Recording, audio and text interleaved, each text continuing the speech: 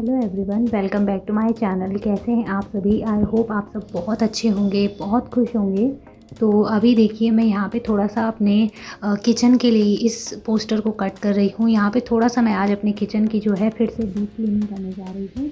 काफ़ी टाइम से मैंने डीप क्लीनिंग की नहीं थी और बहुत टाइम भी हो गया था और थोड़ा सा मुझे गंदा सा भी लग रहा था, क्योंकि जो नीचे मैंने पोस्टर लगा के रखे थे क्योंकि ये पोस्टर पुराने भी थे और इन पे होता है ना कि कभी ज़्यादा लंबे टाइम तक अगर हम लोग इनको बिछा के रखते हैं तो इनमें धूल मिट्टी वगैरह जम जाती है। तो इसीलिए मैंने इनको हटा दिया और ये थोड़ा ब्लैक से हो रहे थे, तो अब मैंने ये नए वाले पोस्टर जो है यहाँ पे लगा लिए हैं। तो पोस्टर जो हैं वो बड़े साइज़ के थे, तो इसलिए मैंने इसको 2 पार्ट में डिवाइड करके उनको कट कर दिया है, ताकि जो ये मेरे रैक्स बने हुए हैं ये सारे अच्छे से इस पर एडजस्ट हो जाए ये वाले पोस्टर। तो देखिए, बिल्कुल नाप का ही कट कर तैयार हुआ है, आप देख सकते हैं बिल्कुल इसी के नाप का था। तो मुझे बहुत ही सही तरीके से ये कट करके हो गया है ये सब काम। और अभी देखिए, मैं सारे बर्तनों को निकाल रही हूँ एक एक करके, और इनको धोकर भी रखना है। तो पहले तो इनको निकाल लूँगी। वैसे तो ये बर्तन साफ़ ही हैं, इनमें कुछ कुछ बर्तन हैं जिनको दोबारा धोने की ज़रूरत है, क्योंकि कुछ बर्तन तो हम लोग डेली यूज़ करते हैं, बट कुछ बर्तन ऐसे होते हैं जिन्हें हम डेली यूज़ नहीं करते हैं, क्योंकि घर में सिर्फ 3 लोग ही, और जब मेहमान आते हैं तभी कुछ बर्तन यूज होते हैं, तो तब से वो रखे रहते हैं।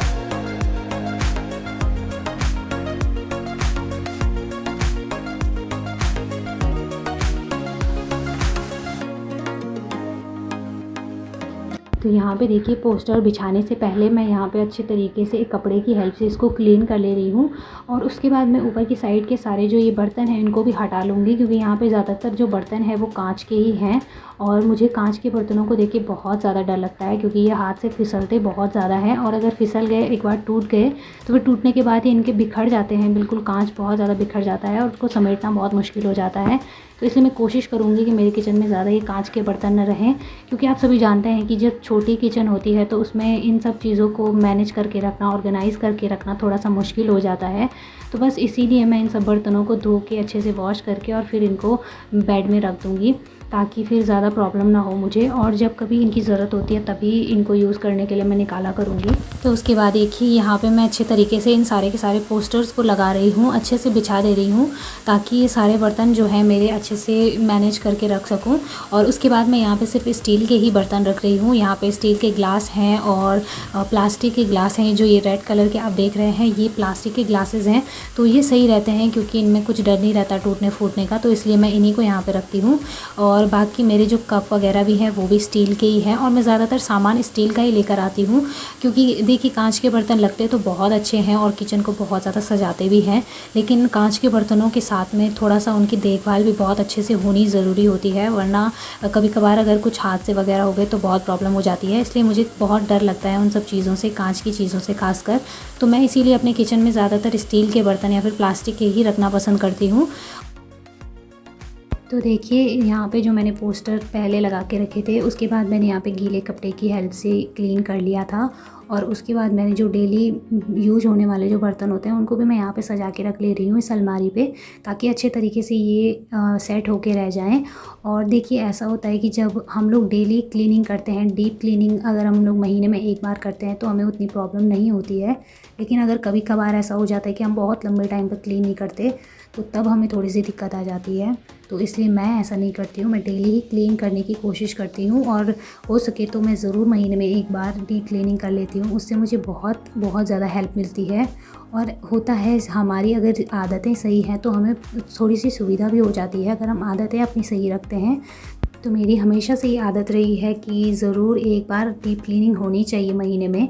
तो उसी आदत की वजह से मेरी जो किचन है वो बिल्कुल साफ़ सुथरी रहती है। और देखिए, मेरी किचन बहुत छोटी है, यहाँ पे 2 लोगों के खड़े होने की भी जगह नहीं है, और ऊपर से मेरी किचन में सिंक भी नहीं है, लेकिन फिर भी मैं जिस तरीके से मैनेज करके रखती हूँ सारे बर्तनों को, सब कुछ, तो मुझे बहुत सही लगता है और मेरा किचन काफ़ी ज़्यादा मैनेज रहता है।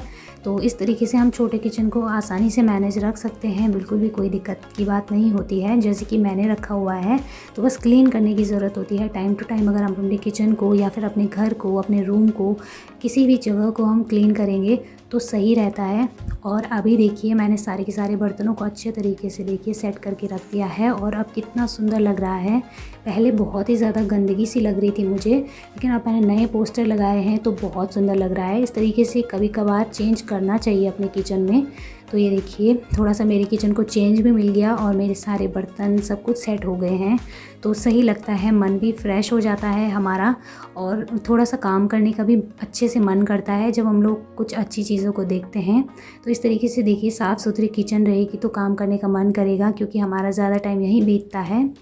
तो उसके बाद देखिए हम थक गए थे, तो अभी हम बच्चे जो हैं ब्रेड पकोड़े की ज़िद कर रहे थे कि हम ब्रेड पकोड़े खाएंगे और कोई खाना नहीं बनाना है। तो लंच के लिए अभी मैं यहाँ पे देखिए मेरी बेटी ये देखिए छिल रही है आलू को। आलू हमने बॉईल करके रखे थे, तो आज हम बना रहे हैं ब्रेड पकोड़ा और बहुत ही सिंपल तरीके से बना रहे हैं, क्योंकि गर्मियों का टाइम है और गर्मियों के टाइम में किचन में ज़्यादा देर तक खड़े रहना बिल्कुल भी पॉसिबल नहीं होता है। और मेरी किचन जो है वो बंद किचन है और बिल्कुल भी यहाँ पे कोई उस तरीके की सुविधा नहीं है। तो अभी देखिए मेरी बेटी ने जो है आलूओं को छील के रख दिया है। इनमें से कुछ आलू हरे पड़े हुए थे, तो हरे हुए पार्ट को हमने हटा दिया, जो ग्रीन सा पार्ट होता है उसको हटा दिया है, वो ख़राब होता है तो इसलिए उसको हटा दिया है और अब कद्दूकस कर ले रही है। तो कद्दूकस करने के बहुत फ़ायदे होते हैं। अगर हम आलू को कद्दूकस करके डालते हैं तो उससे गुठलियाँ नहीं बनती हैं और बहुत ही अच्छे से ब्रेड पकोड़े बन जाते हैं। तो आप चाहें तो हाथ से अच्छे तरीके से मैश करके भी डाल सकते हैं, लेकिन हम पहले से ही कद्दूकस करके ही डालते हैं आलू को, तो इससे काफ़ी अच्छे तरीके से बन जाते हैं। तो अभी देखिए ये काम मेरी बेटी कर रही है, क्योंकि उसने मुझसे कहा था कि मम्मी आप बहुत थक गए हो और किचन की क्लीनिंग करके तो आप थक गए होंगे, आप रहने दो, मैं कर लेती हूँ इस काम को। तो मैंने उसे ही दे दिया ये काम करने के लिए। थोड़ी बहुत मैं भी उसकी हेल्प कर रही हूँ बीच बीच में।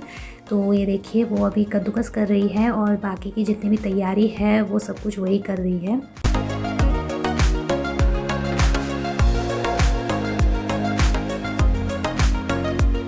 तो देखिए यहाँ पे आलूओं को मैश करने के बाद हरी मिर्च हम लोग इसमें काट रहे हैं और हरी मिर्च थोड़ी सी हमने ज़्यादा ली है, क्योंकि हमारे घर में सभी को हरी मिर्च बहुत ज़्यादा पसंद है। तो जब ज़्यादा तीखे बनते हैं, पराठे हो गया या फिर ये ब्रेड पकोड़ा हो गया या फिर कुछ भी सब्ज़ी वगैरह हो गई, तो हम लोग थोड़ा सा ज़्यादा हरी मिर्च डाल के बनाते हैं, तो अच्छी लगती है और सबको पसंद भी आती है। तो उसके बाद मैं आ गई हूँ यहाँ पर। देखिए मैंने इसमें बेसन ले लिया है और यहाँ पर ब्रेड ले लिया है, सब तैयारियाँ हो चुकी है। तो थोड़ा मसाला मैंने बेसन में भी डाल दिया और इस आलू में भी डाल दिया है। और नमक हम लोग हल्का सा डालेंगे दोनों जगहों पे, क्योंकि दोनों जगहों पे नमक पड़ेगा, तो इसलिए ज़्यादा तेज़ नहीं होना चाहिए, तो हल्का सा नमक डालना है, बस ज़्यादा नहीं।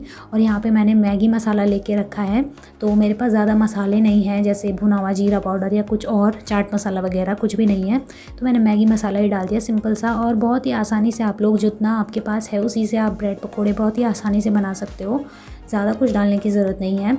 तो बस जितना मेरे पास था मैंने वो डाल दिया। और यहाँ पे देखिए मैं इसका एक पतला सा घोल बनाऊंगी, मतलब इसका बहुत ही बारीक सा पेस्ट बनेगा, लेकिन इतना भी बारीक नहीं बनाना है कि बिल्कुल पानी पानी सा हो जाए, थोड़ा सा गाढ़ा ही रहने देना है। और इस तरीके से देखिए जैसे मैं आपको इसकी कंसिस्टेंसी बताऊंगी, बिल्कुल घुल जाएगा, ये ब्रेड के साथ घुलना चाहिए, बस इतना ही बनाना है। और उसके बाद मेरी बेटी यहाँ पे जो ये आलू का मिक्सचर तैयार किया था उसको ब्रेड के अंदर भर ले रही है। तो ये देखिए अच्छे तरीके से एक अच्छी खासी लेयर हमें बिठानी होती है, इसमें अच्छी खासी लेयर लगाएंगे तभी ये टेस्टी बनेंगे। और ख़ासकर सिर्फ बीच में ही नहीं लगाना है, हमें साइड से भी अच्छे तरीके से लगाना है, ताकि इसकी साइड से जो है जब हम खाते हैं तो किनारे खाली ना रहें। वरना कई बार ऐसा होता है हम लोग बीच बीच में तो लगा लेते हैं, लेकिन किनारे जो है ब्रेड पकोड़े के खाली रह जाते हैं, तो वो बिल्कुल भी खाने में टेस्टी नहीं लगता है और अच्छे भी नहीं होते हैं, क्योंकि किनारे से वो खाली रहते हैं।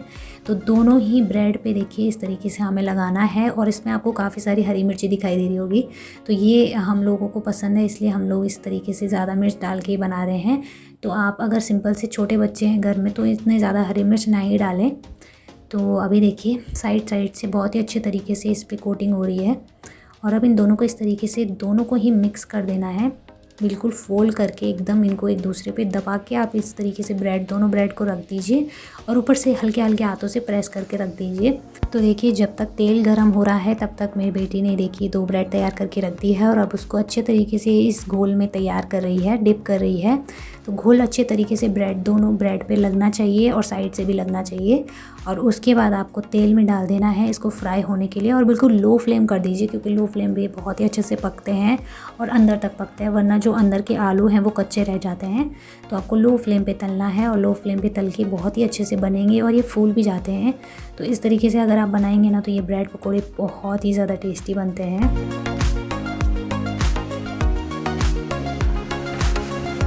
तो ये देखिए हमने सभी ब्रेड पकोड़े बना दिए हैं। अब हम इनको शेप में कट करेंगे, आपकी जो मर्ज़ी है आप उस शेप में कट कर सकते हैं। तो यहाँ पे मैं आपको 2 तरीके से कट करके दिखाती हूँ। यहाँ पे 2 शेप में हम लोग कट करेंगे। तो एक तो ये देखिए इस तरीके की शेप सिंपल वाली, आप सिंपल तरीके से भी कट कर सकते हो। देखिए तो इस एक ब्रेड पकौड़े पे 4 बन जाते हैं। तो गर्मियों के टाइम के लिए है ना ये एकदम बेस्ट, ज़्यादा देर तक खड़े रहने की भी ज़रूरत नहीं है किचन में, बहुत ही आसानी से बन भी जाएगा। और ये देखिए आप दूसरी शेप में हम कट करके दिखाते हैं आपको। तो ये इस तरीके से तिरछे में ट्रायंगल में आप कट कर दीजिए। तो आप जितनी मर्ज़ी आप जो भी शेप कट करना चाहते हैं आप कर सकते हैं। तो होते तो ये बहुत ही ज़्यादा टेस्टी हैं और हमने आज यही खाए हैं लंच में। तो ये बहुत ज़्यादा टेस्टी हो रहे थे और एकदम चटपटे से बने हुए थे, तो और भी ज़्यादा अच्छे लग रहे थे। और इनको ना ये इतने ज़्यादा क्रिस्पी थे कि बहुत इनको देखकर लग भी नहीं रहा था, काफ़ी देर तक ये क्रिस्पी ही थे। तो ये देखिए बिल्कुल शेप में कट हो चुके हैं। तो ये देखिए हमारे ब्रेड पकोड़े जो हैं एकदम तैयार हो चुके हैं। तो आप सभी भी आ जाइए और टेस्ट करके बताइए कि कैसे बने हैं ये ब्रेड पकोड़े। तो फ्रेंड्स आज की ये छोटी सी वीडियो यहीं तक थी। उम्मीद करती हूँ आपको ये वीडियो अच्छी लगी हो। अगर ये वीडियो पसंद आई हो तो ज़रूर इस चैनल को सब्सक्राइब करें, वीडियो को लाइक करें और ज़्यादा से ज़्यादा शेयर करें। तो मिलते हैं नेक्स्ट वीडियो में, तब तक के लिए बाय बाय, टेक केयर।